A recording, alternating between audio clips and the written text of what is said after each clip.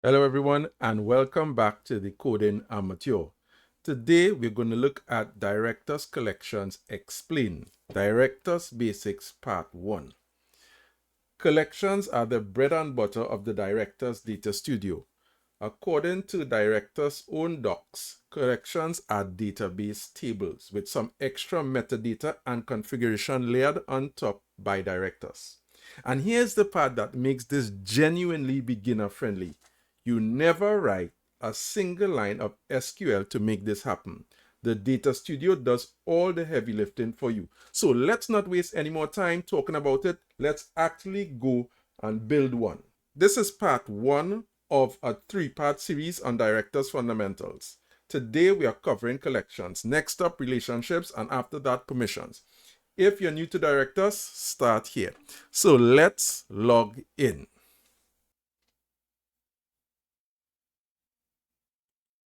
There are 2 ways to get to collection creation inside the Data Studio.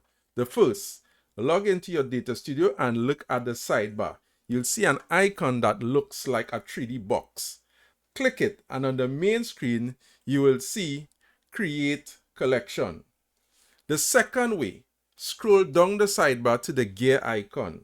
That's Settings. Click into it and at the top you'll see Data Model. From there, same deal.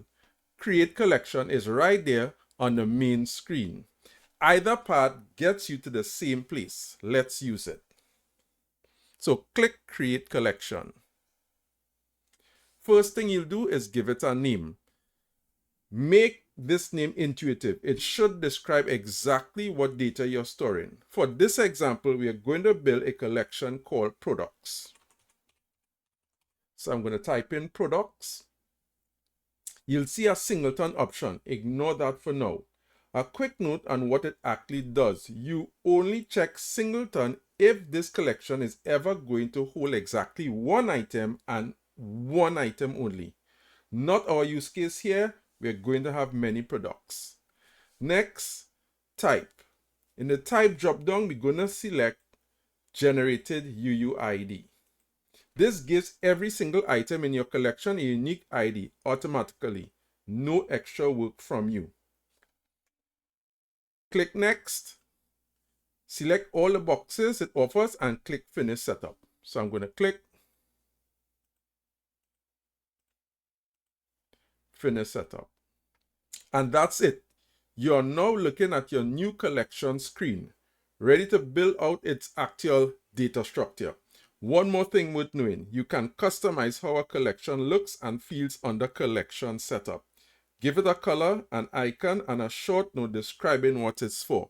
Small thing, but it makes navigating a growing Directus project a lot easier down the line. So color, choose it blue, give it an icon. I'll go with a box, right, 3D box, and a note, my products collection. You can be more descriptive if you choose. Let's click Save. Okay, click on Products, back into our collection. Now for the fields, this is the actual data each product is going to store. Every item in this collection will share the same structure, just with different values. Let's build out what a product actually needs. So first field, that's going to be the name field. Every product needs a name. For this, I'll use a plain input field. It supports a bunch of data types, and here we want a simple string. So I'm going to give this name placeholder.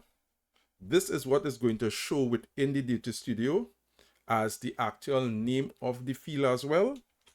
So name, and it's going to be type string, and I'm going to click Save.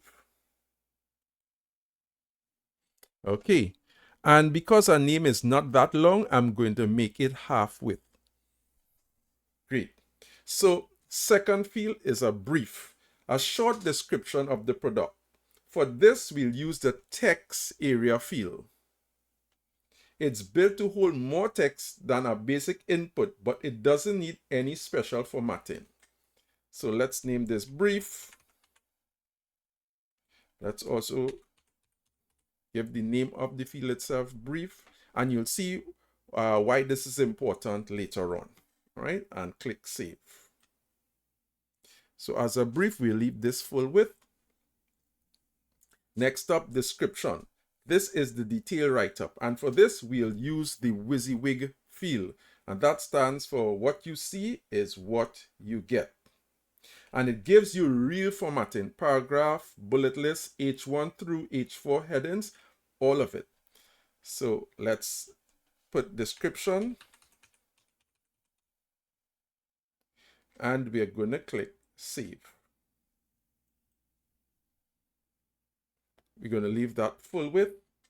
We want to add a price. Our product must have a price. This one uses the input field with the data type set to decimal. So let's put in price, and data type is going to be decimal. And the label for the field, price. Now this field needs a bit of extra configuration. Instead of clicking save right away, look just underneath the save button for continue in advanced field creation mode. Let's click that. In there, you'll see two settings, precision and scale, defaulting to 10 and 5. Here's what those numbers actually mean. Precision, the first number, tells Directus the total number of digits the field will accept. Scale, the second number, tells Directus how many of those digits sit after the decimal point. Left at the default, you'd get something like 1, 2, 3, 4, 5, decimal point, then 6, 7, 8, 9, and 0. For a price field, we don't need anything close to that. We want 7 digits total with 2 of them after the decimal point. So precision becomes 7 and scale becomes 2. If you want more decimal precision for your own use case, that's entirely up to you. Let's click save. I'm going to make this half width, and I'm going to move this up. Okay. Next field is sale. This is the sale price, and we're going to build it exactly the same way we just built price. So input, sale, decimal, make that sale, continue in advanced field creation mode, 7, 2, save. Let's make that half width. Move that up. Next is on sale. This is a toggle your front end can use to check to decide which price to actually display, the regular price or the sale price. For this, use the boolean field type. It's a straightforward true or false toggle. So we are going to click on this toggle. We're going to name this is on sale. Make that a capital S. And the default value, it's going to be false. Default value is going to be false. And let's change the label to is on sale. Okay. And we're going to click save. Okay, let's make that half width. Let's move that up.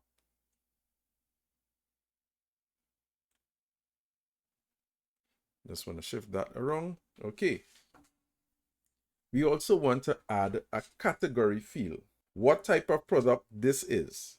A jersey, a pair of pants, whatever fits your catalog. This one's a drop-down field where you define the selectable values. So we're going to look for a drop-down field that is here. We're going to name it category.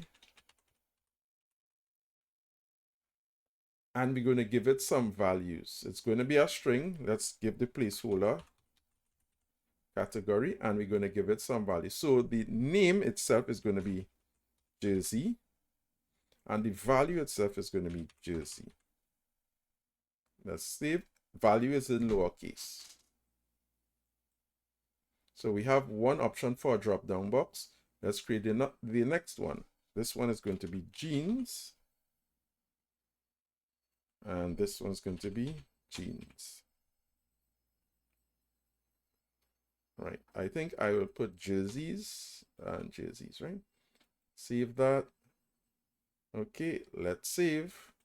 So that's our category. I'm going to make that half width, and I'm going to move that up to name. Let me rearrange. Right. So it's name, category, price, sale price, is on sale, brief description. Next is quantity, an input field with the data type set to integer. So how much of the product we have on hand or in our inventory. So create field, input, set to integer. And you'll see a minimum value. We're going to set it to 1 because you can't have 1.5 jerseys. Okay, so we're just going to set this to 1. Placeholder, quantity, and we almost forgot our field name, quantity. All right, and let's click save.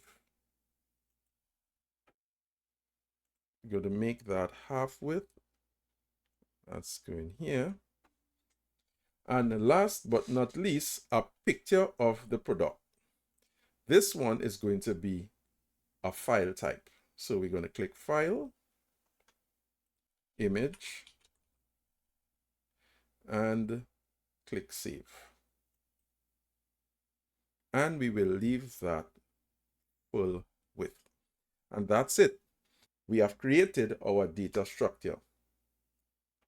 That covers the core field types you'll use constantly in Directus. I'm deliberately leaving out relational fields for now. Those deserve their own dedicated video, and that's exactly what's coming next in this series. Now let's actually put something in this collection. Head back up to the sidebar and click the box icon. That's content. You'll see products collection sitting there. Click create item on the main screen and fill in the fields with real data. So let's create items, and you will see the fields that we created. So I'm going to add a jersey. Its name is going to be Classic Comfort Polo. Category jerseys. Price, let's give it a price of $25. Sale price, we'll give it $20. Is it on sale? No, it's not on sale. How many do we have on stock? 10. And for my brief, I'm just going to copy and paste. I already did that up front, so I have my brief. And I also have my full description. Right. And now I'm going to add an image for my jersey. So let me go, and this is my blue polo. Okay, so I have my blue polo. So I have everything that I need. So I have my name, Classic Comfort Polo, category jerseys, price $25, sale $20. It's not on sale. I have 10 in stock. I have a brief description. I have a detailed description, and I have my picture. So I'm going to click on save. Now, the first time you will notice that the description or the status bar here doesn't show information that is most relevant. So what we're going to do, we're going to rearrange this, and we're going to display the information that is much relevant. So let's hide archive. Let's add, we want to add date created. That is a field we want to see. We want to click on the image. Now, click on image and then go down to thumbnail. So we have a little picture of the jersey there. So we need that. And quantity, we want to be able to see that quantity. And I believe we could look at the sale price too. Okay. So now let's rearrange these things and put them into an order. So this is the order I like. Put the image up front, then put the name of the product. Then let's put the category. We could put the price next. I like the price, and then the sale price next. Then the category, the quantity, and then date created.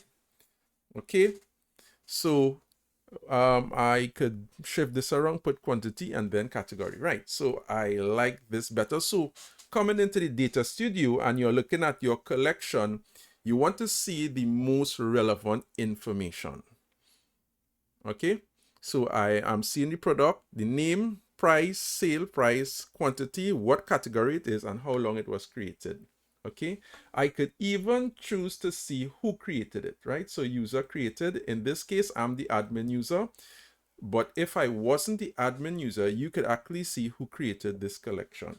All right, so I'm going to add a few more. I would encourage you to do the same. And that's collections in Directus. The basic field types, how to structure them, and how to get real data into them. Next up in this series, relationships. How collections actually connect to each other and where things get genuinely interesting. If this helped, drop a like, subscribe if you're sticking around for the rest of the series, and I'll see you in the next one.